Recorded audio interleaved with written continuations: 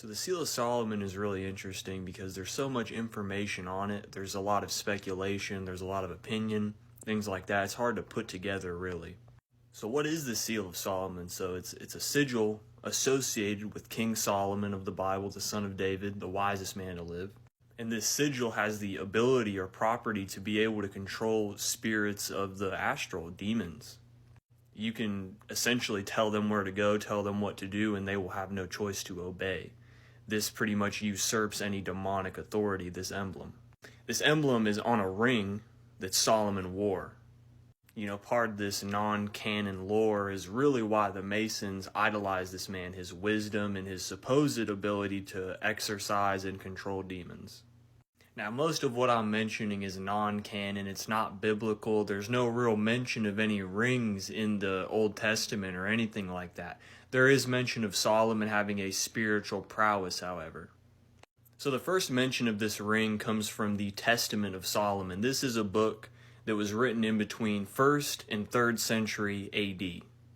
So this was way before us and relatively far after Solomon as well.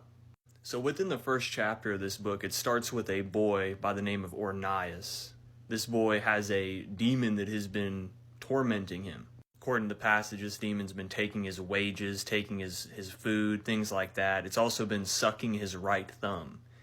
This was causing him to look underfed, he looked sickly, things like that. He was just being tormented.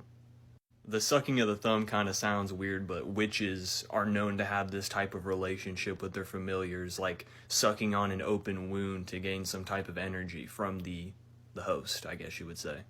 Solomon from there gets angry, he goes to the Lord, he prays, he gets in the presence of the Lord for a long period of time until he gets answered regarding this issue. So after all this prayer and this worship, Michael the archangel eventually comes down and comes to him and advises him. He says, "Here, take this ring. This ring will give you the power over the demons." Which makes sense because if you think about Michael, he's the commander of the army of the Lord. So right here we see that this is not an emblem that Solomon created. This isn't some sigil that he's charged and done rituals with. In reality, it's not Solomon's seal, it's a seal of heaven. It could be a seal of Michael, a seal of God, any of these heavenly entities. So Solomon gets this ring, and then he gives this ring to the child, Ornias. And he advised the child, he said, "When this demon comes to torment you, tell him to come to me." So later that night, the demon eventually came through, started tormenting him. Ornias touched the ring on the chest of the demon. He literally just pressed it to his chest. And then he advised him. He said, "Hey, Solomon wants to talk to you." And of course, after hearing this demon is immediately in distress. It's screaming, it's kicking, it's crying because it knows Solomon has this high level of authority. It does not want to speak to him.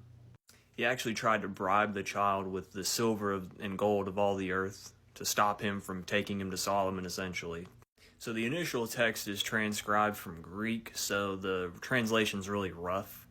Some of the names don't line up right. Like I'm reading a verse here that says Ornias is the child, and then I'm reading another verse that says Ornias is the actual spirit that's tormenting the child. So here this verse says he pointed the ring at this spirit and he subjugated him to construct the temple. It refers to him as a master stonecutter.